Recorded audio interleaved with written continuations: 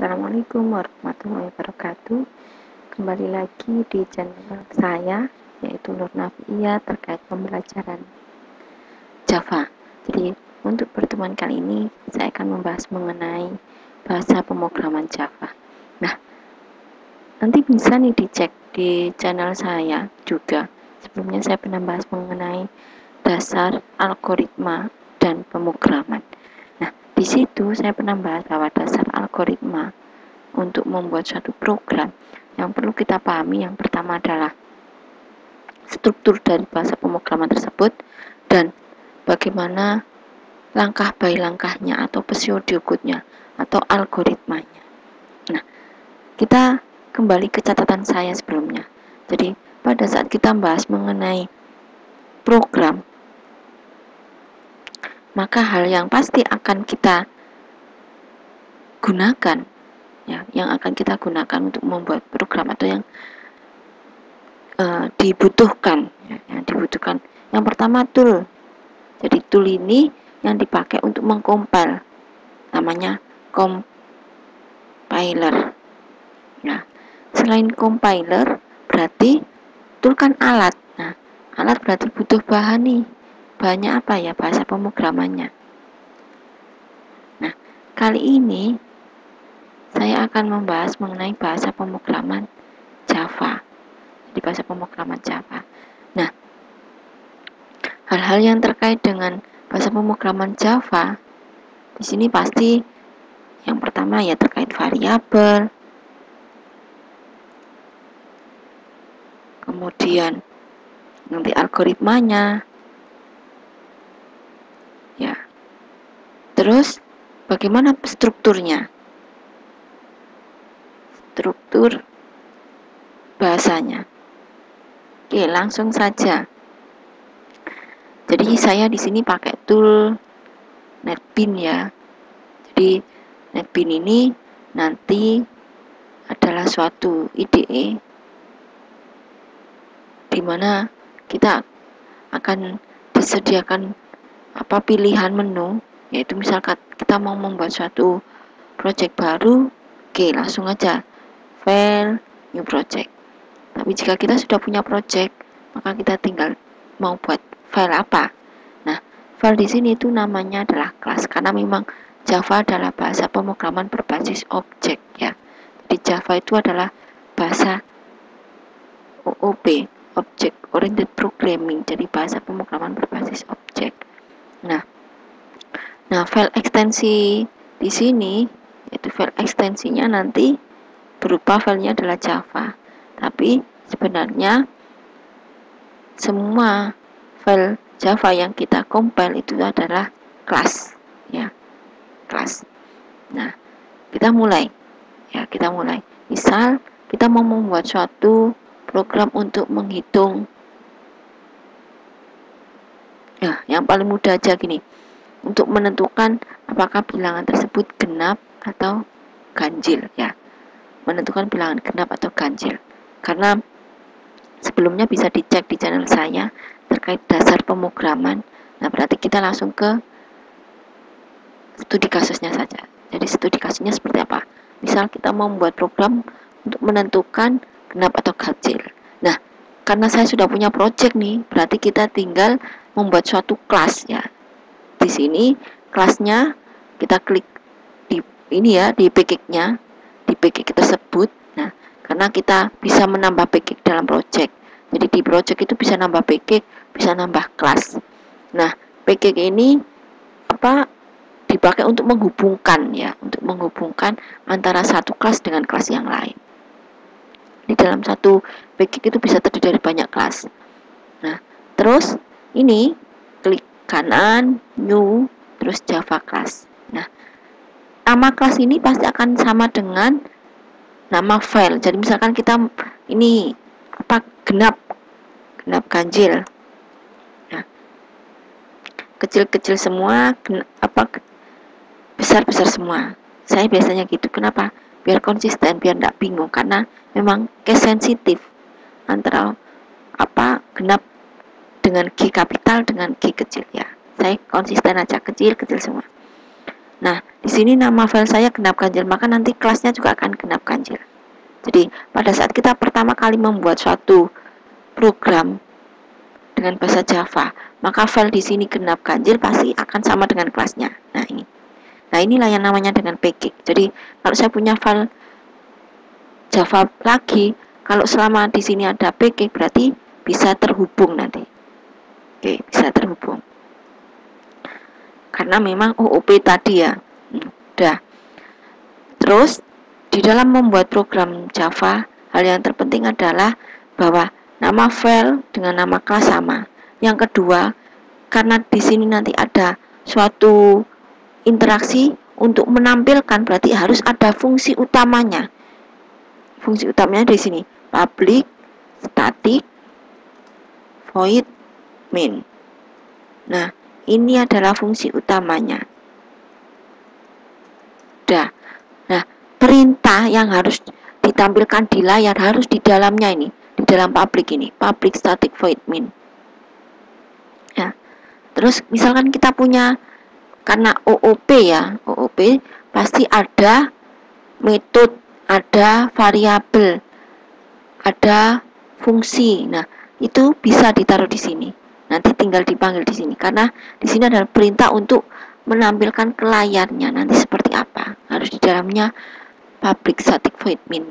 Nah, jika tidak ada metodenya langsung di dalam sini, silakan, tidak apa-apa. Nah, tadi studi kasus saya adalah menentukan genap ganjil. Nah, di bahasa Java di sini untuk melakukan inputan bisa menggunakan dua, yaitu buffer string reader sama scanner. Yang paling mudah saya biasanya pakai scanner. Nah, kalau menggunakan scanner, maka kita harus import dulu library-nya. Di sini, di atasnya public class-nya ya. Import java dot ini dot scanner. Oke. Nah, karena kita sudah mengimpor berarti scannernya harus dibuat. Nah, karena scanner tadi kan library ya, berarti library-nya sudah dipanggil, terus kita tinggal buat objeknya. Nah, berarti scanner input sama dengan new scanner system.in.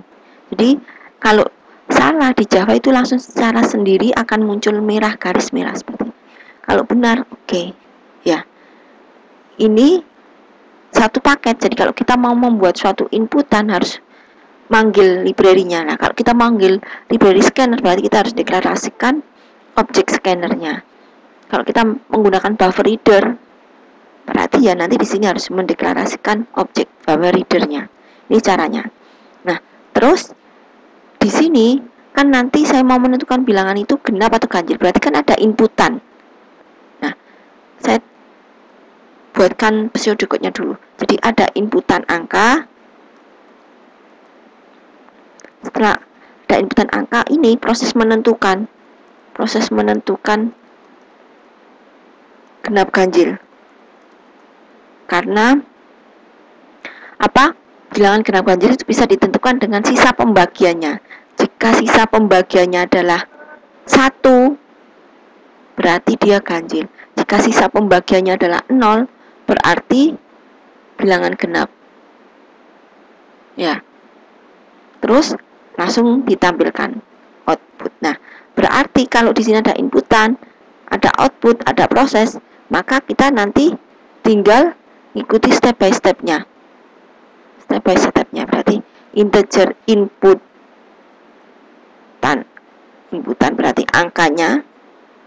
Terus inputan tersebut kita kasih di layarnya. Misal cara menampilkan di layar itu system.out.print. Jadi ada print ln, ada print saja. Bedanya kalau print ln itu nanti pindah baris. Kalau hanya print berarti hanya print. Nampilkan nanti di samping. Jadi kursor setelah menulis itu ada di samping. Nah, ini. Masukkan angka.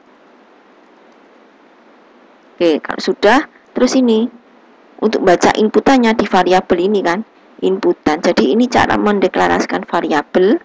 Yang ini untuk menampung inputannya nanti.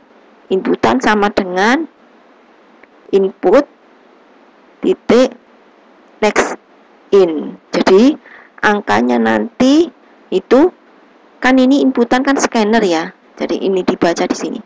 Tipe datanya integer berarti next in. Terus ini proses menentukan. Jadi ini adalah untuk menampung inputannya. Nah ini untuk menampilkan di layar. Kemudian untuk menentukan sisa pembagian. Nah sisa pembagian, nah ini ya operator. Nah di bahasa Java itu menggunakan persen. Jadi untuk menentukan sisa pembagian itu persen. Nah ini kondisi di bahasa Java itu kalau sama dengan. Nah sama dengan itu nanti sama dengannya double. Berarti jika inputan di persen 2 sama dengan 0, berarti sisa pembagiannya 0, maka di sini akan menampilkan bilangan. Nah ini kenapa kok saya pakai println? Ya nanti agar kursor setelah selesai langsung di bawahnya. Berarti ini bilangan genap. Ya, di Java setiap selesai perintah itu diakhiri titik koma. Ya, titik koma. Kalau ini kenapa kok enggak? Ya enggak, kan ini kondisi. Terus jika tidak else system.out.print. Berarti ini bilangan ganjil. Nah, ini cara membuat suatu program menentukan bilangan itu ganjil atau genap berdasarkan inputan. Nah, logikanya berarti angkanya diinputkan. Di sini adalah kondisi apakah bilangan itu genap atau ganjil. Menentukannya gimana? Oh, dilihat dari sisa pembagian ini. Persen 2 sama dengan di bahasa Java jika ada pengecekan if terus di situ sama dengan, berarti sama dengannya harus double seperti ini. Nah, perintahnya apa? Jika ini eksekusinya benar, dia akan menampilkan ini bilangan genap. Jika eksekusi ini tidak sesuai atau salah, berarti ini else, dia akan menampilkan bilangan ganjil. Kita coba, kita running. Nah, langsung run file, klik kanan run file. Terus ini masukkan angka, misalkan saya masukkan 100. Nah, bilangan genap. Ini maksudnya print ln ya. Jadi dia akan pindah baris di bawahnya. Itu kursor. Sekian yang bisa saya sampaikan. Jangan lupa di like, di share, dan di komen agar saya bisa tahu apa yang ingin kalian pelajari. Karena jika kalian mensubscribe, jika kalian mengkomentari, maka saya akan semakin semangat untuk memberikan materi-materi yang saya pahami. Saya akhiri. Assalamualaikum warahmatullahi wabarakatuh.